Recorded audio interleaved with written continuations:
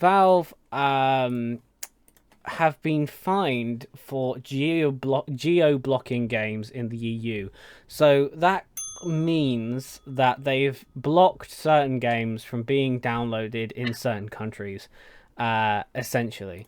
Um, and they're being fined millions for doing this, along with ZeniMax, Capcom, and Bandai Namco. Although I don't know who that last one is. They Bandai are the ones. They're a toy company as well. They do like board games and stuff. Yeah.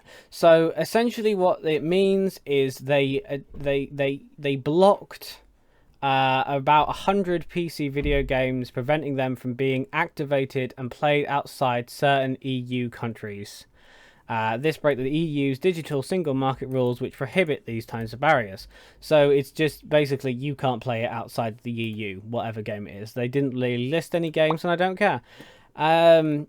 And that, I think that the fact, like, I'm glad that they've been fined. The fines will not do shit. These companies are worth billions, and it's barely even a dent in the amount of money that they make already. But I think it does set a good precedent that they've done that, just because in the future it will send a message to companies like Google, Facebook, Twitter, etc., that blocking certain things, especially in certain countries, is a bit fucky, you know? Yeah. Because, for example, like when you search for something, when you search for like a video on Google, your top result will pretty much always be a YouTube video because Google own YouTube, and that means that they want to push their product primarily first. And um, certain companies like Facebook and Twitter can pay Google a lot of money to appear at the top of their thing. And let's face it, barely any of us ever scroll down. Like, I've never used the second page of Google. Barely any of us scroll down Neither have past the I first three actually. links to try and find what we're looking for. Um, and this has been noticed by authorities, and I'm hoping that it will lead to a point where more competition for things that can arrive, because I want competition for things like YouTube. Because imagine YouTube actually, needing to do stuff with their site rather than like never doing anything with it, and then something diabolically wrong happens and loads of people complain, and then they only do something about it a couple of years later. Imagine if there was another YouTube, a different site that did the same thing, and YouTube now had to compete to be the best service. It wasn't just automatically the best and only service out there. Um, because YouTube have gone down a route recently where I think ads are now played on YouTube videos that aren't monetized, on channels that aren't monetized. So these They people are. don't Yeah. they don't earn Um. any money from YouTube At the advertising moment, on that's them. only in America. Okay, but Uh. it's still a really But dangerous place to start. uh, everybody's hoping that they will actually listen, because I have seen a lot about it from smaller YouTubers I don't think they recently. will though. But the problem is that YouTube don't even listen to the big YouTubers. They're not Barely, gonna no. listen to little old me over here, They are they? only ever seem to Like, take action when one of the bigger YouTubers complains about it, and even and then, they don't necessarily. like, we need one of the big YouTubers to stand up for us, really. And I don't know any, so I um, can't. but this is what I'm saying. Imagine if Google didn't have that massive monopoly over what appears on their site, and imagine if they had to be fair to across the board. Imagine what could come out of the woodwork. Like, you could get a whole new streaming service that actually listens to its creators, and builds this a wonderful new streaming platform. It would also take the weight off YouTube, which allows them to work on more features, and also, you know, kick YouTube up the arse a bit and say, like, look, if you don't improve these things, then you're going to start losing people to something new. And I think that would be brilliant. And I really hope that Google and other companies like Google all do face repercussions for making the market unfair. The issue with that is that YouTube is already established, obviously. Aye. And it's been attempted before, but by like Vimeo is the main one. Vimeo is used more in a professional sense than YouTube, and it's like it's what I'm expected to put all of my portfolio on instead of YouTube. Yeah. And I know that they have tried to branch into the YouTuber market, and it just hasn't worked because but this is what I'm talking about. The reason why it hasn't worked is because Vimeo will never, whilst Google has control over what is on their page, Vimeo will never appear above YouTube. Because Google own YouTube, Google make money out of YouTube, so Vimeo will always be below it on their list. It will always be the second advertised. It will always be the second clickable link. And whilst that is the case, people will be clicking on YouTube more. I 100% believe that if Google wasn't allowed to do that, or if we had a different search engine that just doesn't do that at all, DuckDuckGo is pretty good for that one, but it's obviously not as popular because Google pushes itself so hard because they have the most money and they have a monopoly over it. But I 100% believe that sites like Vimeo, whatever, or any new sites that come out of the woodwork in the next couple of years will be able to get more of a foothold and be able to boost themselves higher if search results come back by some other form. I can't 100% tell you what form that would be, but something else other than you type in funny cat video and the first 3 results. Like, let me go to Google funny cat videos. Like, I type in that just because it's the meme. So the first 1, 2, 3, 4, 5, 6, 7, 8. The first 8 links are all YouTube videos, every single one. And that's like not an over exaggeration. I will display my screen and move my webcam over a little bit. There you go. 1, 2, 3, 4, 5, 6, 7, 8. It's insane. It's absolutely insane. And Google have this monopoly and Google have this power to be able to do this forever unless someone stops them. And I think that's what the last couple of years have been about, really, because the Supreme Court in the US has heard some cases, and I don't know how much that will affect us, but things that happen in the US tend to affect the rest of the world over time as well. So I'm just hoping that this happens. I'm hoping companies like Valve don't have as much power as they do in the future. I'm really glad Epic Games exists.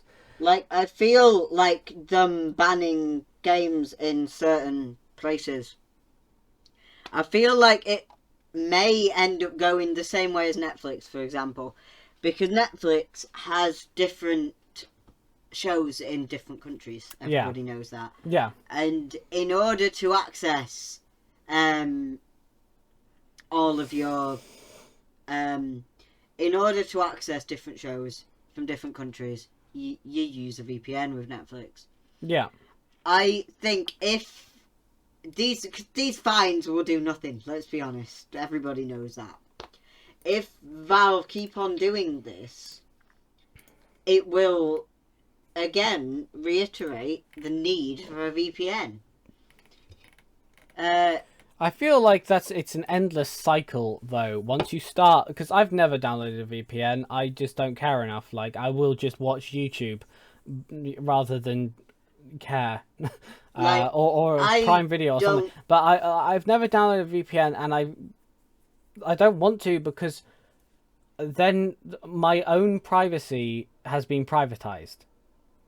Yeah, And I don't do anything diabolical enough on the internet to warrant hiding my information, really. If I do want to look up something that I think maybe my ISP will send me an email about, I'll just use Tor because that has a VPN built in it.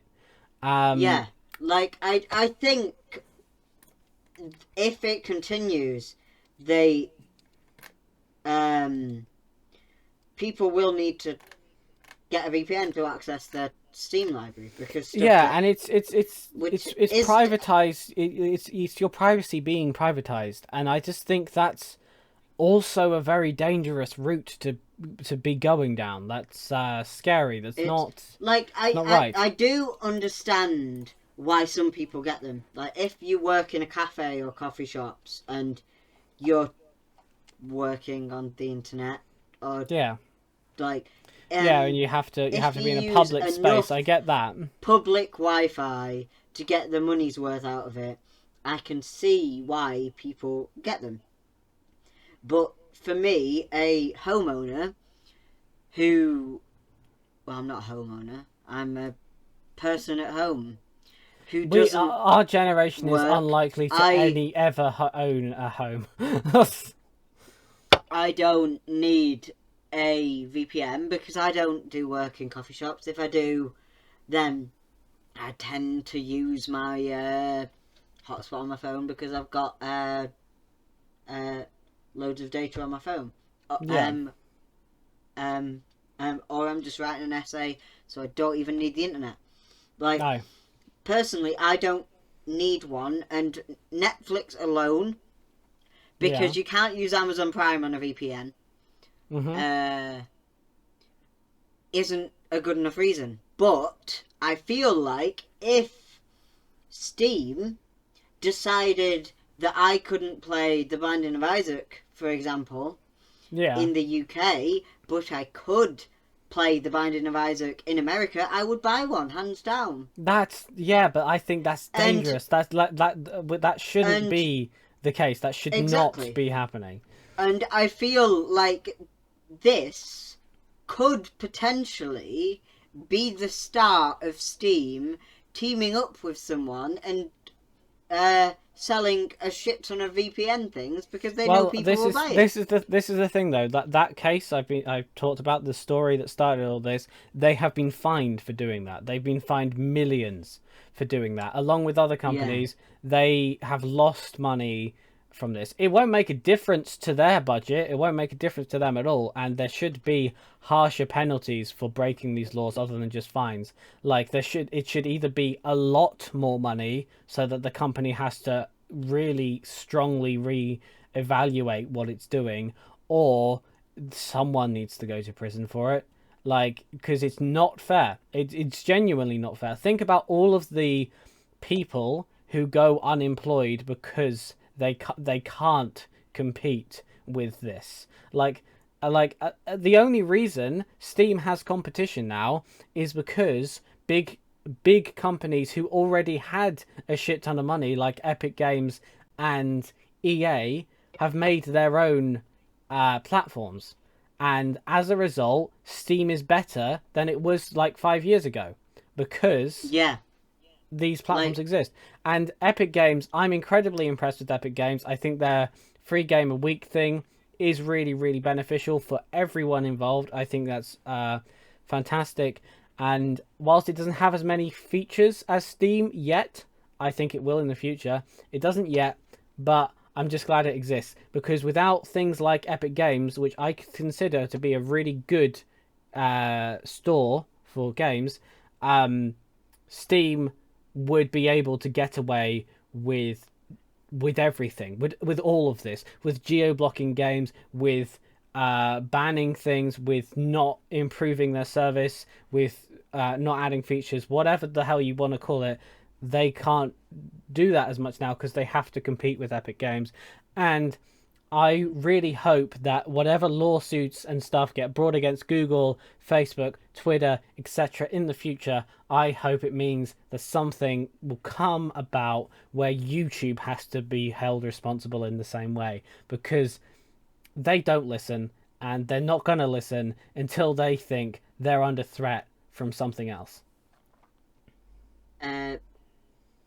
Yeah, and it won't be Steam that if this takes off and is a thing, if they make certain games not available in certain countries, it won't be Steam that take a beating. It will be the small games developers. They already have. Now can't market their... But it will affect them a lot more in the long run than it will affect Steam with a one-off fine. And I think these big companies tend to forget that other people are the reason they have money. If it wasn't for the games developers that have decided to put their games on their platform, they wouldn't have got so big in the first place. They need to look out for the little guy and think about something that isn't their pocket for once, because they're not going. I don't all they tend to do. don't blame companies for money seeking and being greedy, because that's what companies do. I blame governments for not holding them accountable in the first place. I'm glad they are. I think there needs to be harsher fines. I think they need to have a zero tolerance policy when it comes to companies that quite clearly have a monopoly on things. But I can't blame a company, because that's why companies exist. If you want to blame a company for being greedy, then you should blame capitalism in the first place. If you want to blame a company for having too much monopoly, you should blame the government that didn't keep its laws up to date quick enough that allowed them to get there. If you want to blame Facebook and Twitter for having influence over politics, then you want to blame the laws that enabled them to do that in the first place. The laws need to change. The laws are being changed, and they will be changed, hopefully soon enough, to stop them having a monopoly.